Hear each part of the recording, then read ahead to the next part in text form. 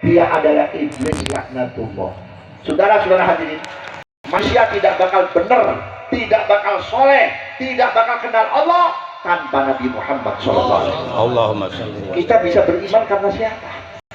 Kita bisa kenal Quran karena siapa? Kita bisa kenal akhlak karena siapa? Kita bisa membina masyarakat karena siapa? Kalau bukan karena Nabi Muhammad. Saudara tahu, ketika orang-orang yang soleh masuk ke dalam syurga, kemudian dibuka pintu gerbang syurga oleh malaikat Ridwan, lalu malaikat Ridwan berkata, jangan kamu melangkah menginjak ubin syurga sebelum kau jawab, aku punya pertanyaan. Apa itu pertanyaan, wahai malaikat? Saya mau tanya, kamu bisa begini karena siapa? Sampai kamu ditakdirkan oleh Allah mau masuk ke dalam syurga karena siapa? Kalau dia bilang, aku karena kepintaranku, karena ibadahku, karena kesolehanku, dia tidak sebut karena Nabi Muhammad, ditutup pintu syurga, tidak diizinkan masuk syurga. Ternyata kita bisa begini karena Nabi Muhammad. Jadi hutang kita kepada Nabi, kita hutang kepada Rasulullah. Makanya kita nggak bisa balas sama Nabi, Pak. Kalau cuma bikin maulid, motong 10 ekor kambing, tidak ada apa-apanya dibandingkan doanya Nabi sampai kita selamat, gak dilaknat, gak dikutuk oleh Allah. Coba kalau gak ada doanya Nabi Muhammad. Lihat umat Nabi Musa, cuman gara-gara mancing hari Sabtu di hari suci, dilaknat jadi monyet, jadi babi. Lihat umat Nabi Muhammad, sampai sekarang Jumatan mancing di Setu, gak Jumatan, gak jadi monyet, gak jadi babi. Betul gak? Umat Nabi Muhammad berzina dari dulu sampai sekarang, gak ada yang dikutuk. Umat Nabi Muhammad bermaksiat, gak ada yang negaranya dihancurkan seperti umat Nabi. Ya Allah, kenapa? Ada doa Nabi Muhammad, ya Allah, kalau engkau sayang dan cinta kepada aku, ya Allah, cintai umatku, ya Allah, jangan kau turunkan azab, ya Allah.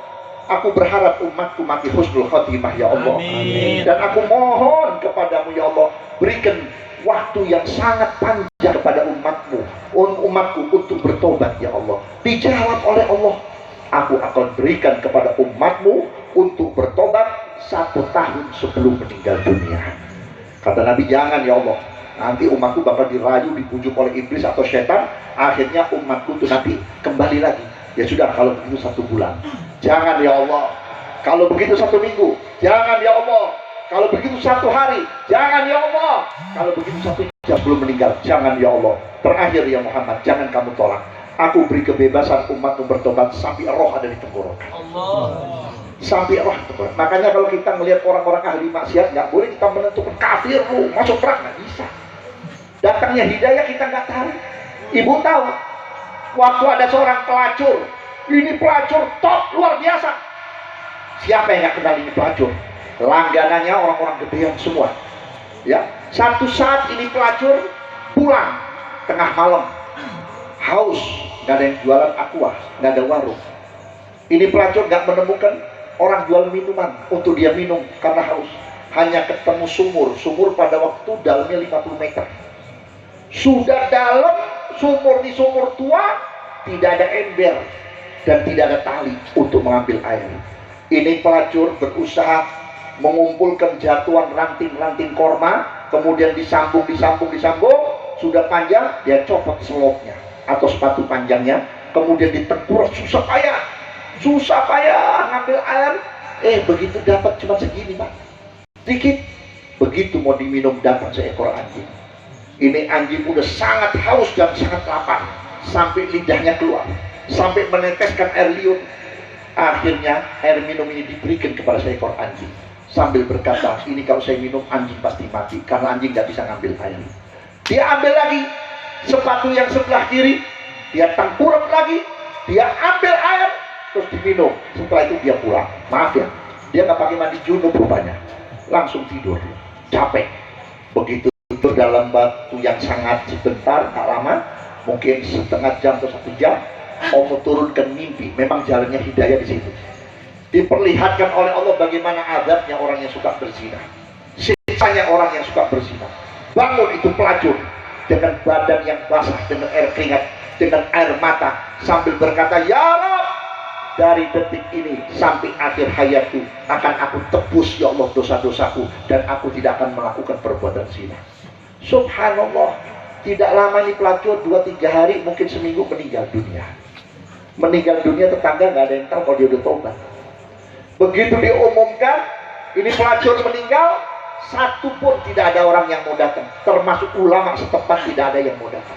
Hanya tetangga yang di sebelah rumah yang kesian, ya, bersama keluarganya diambil tuh mayitnya, dimandikan oleh istrinya tetangga dan anak-anak gadis tetangga. Setelah itu dikafankan, disolatkan, dikubur. Malamnya seluruh masyarakat di kampung itu diimpikan itu pelacur ada di surga. Semua ulama melihat, sehingga orang-orang kampung termasuk ulama berkata apa? Hei pelacur, kenapa kok kamu bisa masuk surga?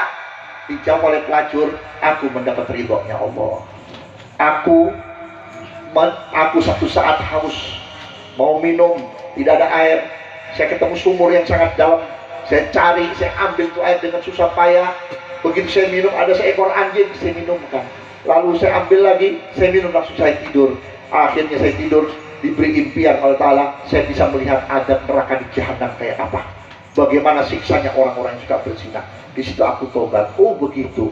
Nah pertanyaan kita, kalau ngasih anjing saja ini pelacur diampuni langsung masuk surga, bagaimana ngasih minum orang yang habis baca maulid seperti malam ini? Allah. Bagaimana ngasih jamuan orang yang habis baca sholawat? Lebih daripada ini. Dan masalahnya, jangan-jangan kita suka menuduh orang bahwa ini orang ahli neraka. Belum tentu, saudara. Habib Abdullah bin Abu Bakar Idrus pernah mengatakan, kalau kamu ingin mendapat derajat yang tinggi di hadapan Allah, salah satunya apa? Jangan pernah kamu mengatakan orang di sebelahmu itu lebih jelek. Jangan kamu berkata dirimu lebih baik dari orang di sebelahmu. Mungkin dia lebih baik daripada kita. Sebab saudara-saudara, kita ini manusia, ya. Kita ini nggak tahu Pak, jadi golongan yang mana kita ini.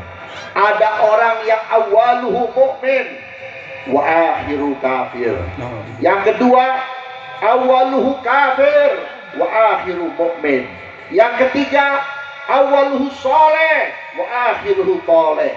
Yang keempat, awaluhu toleh wa akhiru soleh. Ada orang pertama hidupnya mukmin, beriman kepada Allah, nggak tahu karena apa atau murtad terus mati.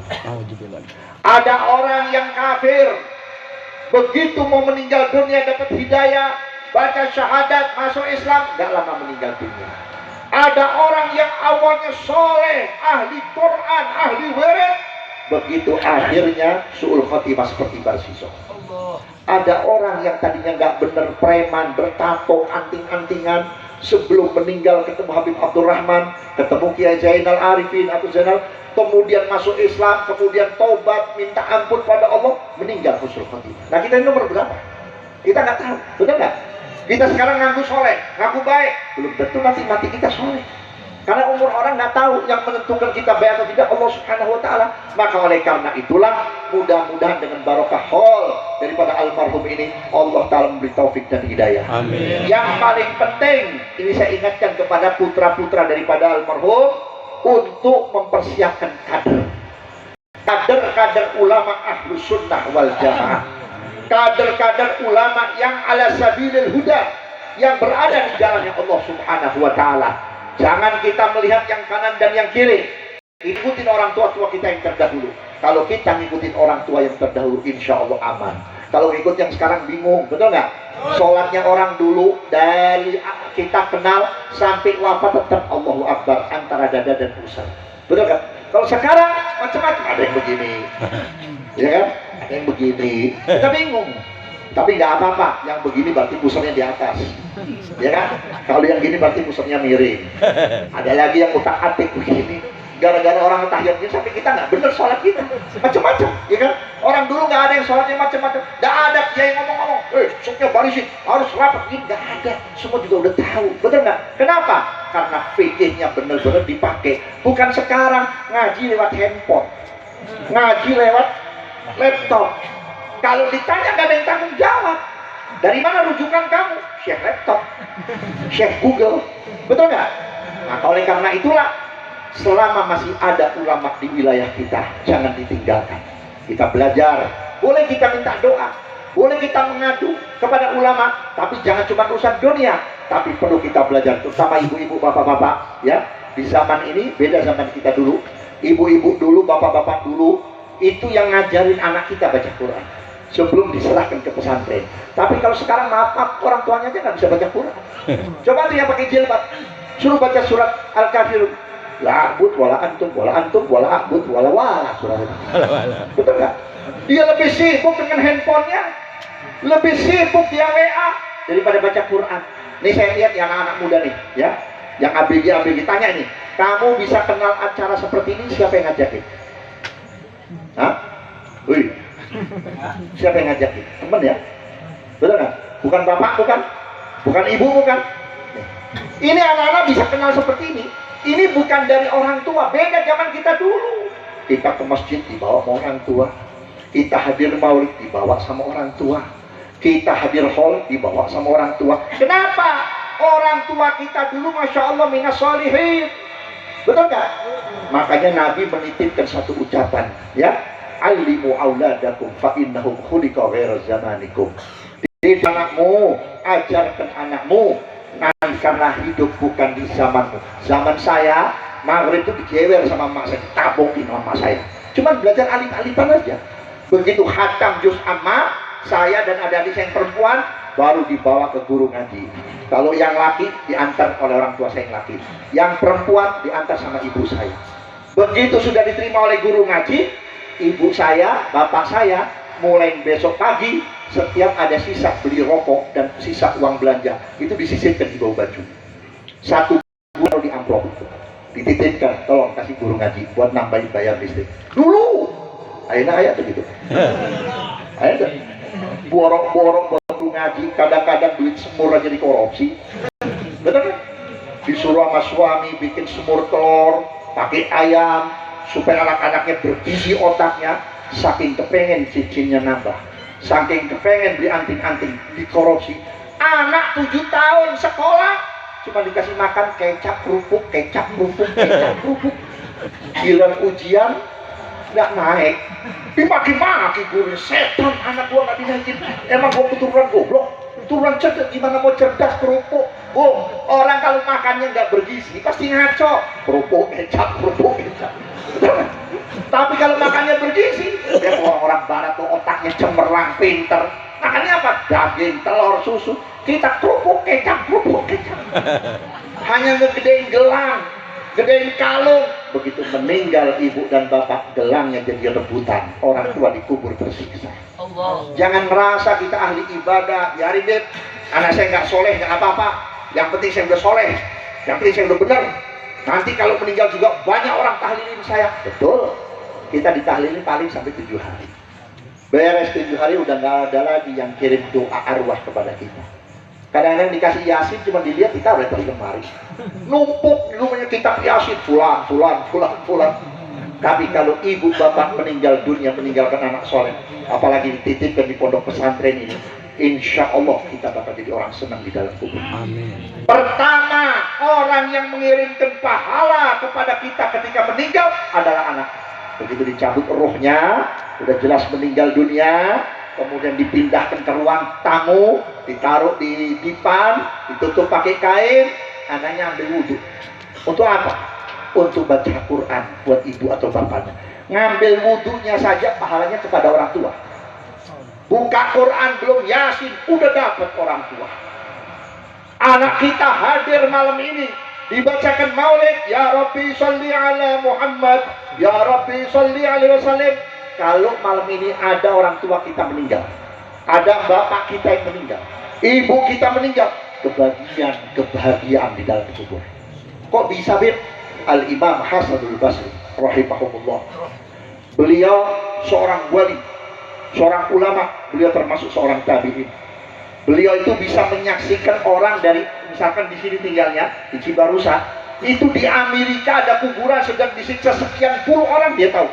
Allah. Imam Hasanul Basri memanggil anak muridnya yang paling senior, kemari kamu, coba kamu cari kuburan ya di kota ini atau di desa ini yang isinya jangan kurang dari 500 orang yang sudah meninggal.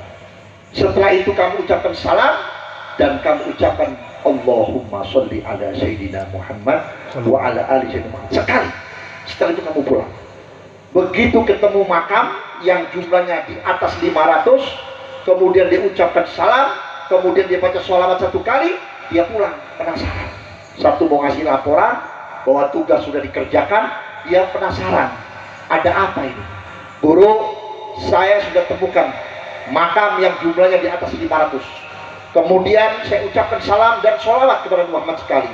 Bagus, kamu tahu ketika kamu ucapkan Allahumma sholli ala sayyidina Muhammad wa ala 500 orang yang sedang diadab dihentikan siksanya sampai hari kiamat. Allah. Seandainya kata ada orang tua kita sedang diadab malam ini, hilang adabnya. Hati-hati, jangan main-main. Sekarang loba anak-anak kita, maaf, doa apa saja dia tahu, tapi doa birrul walidain tidak dilaksanakan. Padahal doa birrul walidain bisa menghentikan siksa buat orang tua. Saudara tahu, seandainya kata ibu kita sekian tahun dikubur, diinjak-injak sama malaikat sampai hancur, ya, tiba-tiba malaikat tidak menginjak-injak, tidak menyiksa, ibu kita bakal bertanya, hei malaikat, kenapa kau tidak siksa aku? Limadha ma tu'adzibni, kenapa kau tidak siksa aku? Jawab malaikat apa? Tadi subuh anakmu sholat subuh, terus membaca Rabbi firli wali walidayya warhamhuma kama rabbayani shaghira. Ketika itu Allah melarang aku menyiksa ibu bapak, menyiksa dirimu, karena Allah sudah mengampuni kamu sampai hari kiamat. Bagaimana anak kita bisa ingat ngedoain kita? Betul nggak? Hati-hati saudara, ini doa birrul walidain membuka rezeki. Al-Imam Ali bin Abi Thalib karamallahu wajhahu ditanya, ya Imam Ali, saya sekian tahun berdoa minta rezeki, minta dikasih uang, saya nggak pernah dikabulkan oleh Allah Ta'ala. Hidup saya tambah susah, sampai nelen ludah pun susah. Jangan pun makan nelen ludah pun susah. Sayyidina Ali bertanya, mungkin wudhumu nggak beres? Tidak ya Imam Ali, rapi saya punya wudhu. Mungkin engkau tidak pernah baik sama tetangga? Tidak Imam Ali, saya selalu belas kasih kepada tetangga. Mungkin kamu tidak pernah memperhatikan orang-orang susah? Tidak ya Imam Ali, saya nggak bisa bantu uang, saya bantu tenaga. Oh, kalau begitu, satu, kamu tidak pernah mendoakan ibu bapakmu dalam satu hari. Betul ya Ali, aku tidak pernah mendoakan ibu bapak saya. Kalau kamu pengen dibuka rezekimu oleh Allah Ta'ala, maka bacakan Rabbi firli wali walidayya warhamhuma kama rabbayani shaghira. Insya Allah dibuka mata rezeki kita. Waktu zaman moneter itu tahun berapa ya? 98. Itu banyak pabrik-pabrik bangkrut, terutama di Solo. Ya, pabrik-pabrik yang besar-besar bangkrut. Salah satu, mungkin ada 2-3 orang yang punya pabrik besar mengadu kepada Habib Anis, cucu dari Habib Ali Al-Habsyi yang menyusun Simtud Durar. Ya Habib Anis, ini langganan saya sudah kabur semuanya. Tidak ada lagi langganan, tidak lagi pembeli. Ini dagangan kita, pabrik saya ini udah mau hancur. Kata Habib Anis, tenang, sabar. Coba kamu wiridkan setiap habis sholat subuh, baca Rabbi firli wali walidayya warhamhuma kama rabbayani shaghira 100 kali. Insya Allah langganan akan lebih banyak. Dibaca Pak. Subhanallah, seminggu 2 minggu dia ngamalkan doa Rabbi firli, itu langganan bukan 100 lagi, 300 banget. Pembeli dari mana-mana datang. Nah, oleh karena itu kalau kita mengamalkan doa setiap habis sholat subuh, Rabbi firli wali walidayya warhamhuma kama rabbayani shaghira, insya Allah yang punya dagangan nggak bakal bangkrut, yang punya warung nggak bakal bangkrut, yang punya usaha nggak bakal bangkrut. Rezeki kita itu nanti dari semua arah, dari semua arah. Lihat saja orang-orang yang baik kepada orang tuanya nggak bakalan susah, nggak bakalan menderita. Kenapa? Karena baiknya kita sama orang tua berarti baiknya kita kepada Allah Subhanahu wa Ta'ala. Mudah-mudahan Allah limpahkan rahmat, taufik hidayah kepada kita semuanya. Kurang dan lebihnya mohon maaf. Assalamualaikum warahmatullahi wabarakatuh. Waalaikumsalam.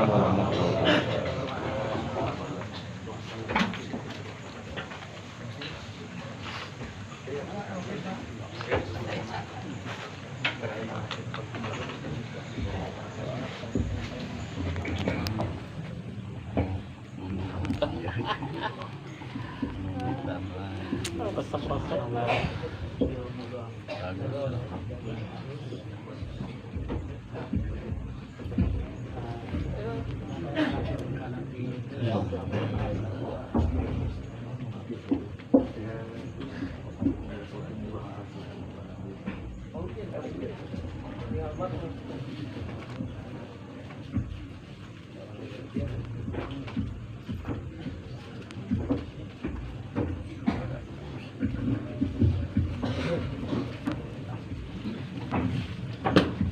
Terima kasih atas tabligul Islamnya, semoga bermanfaat bagi kita semua.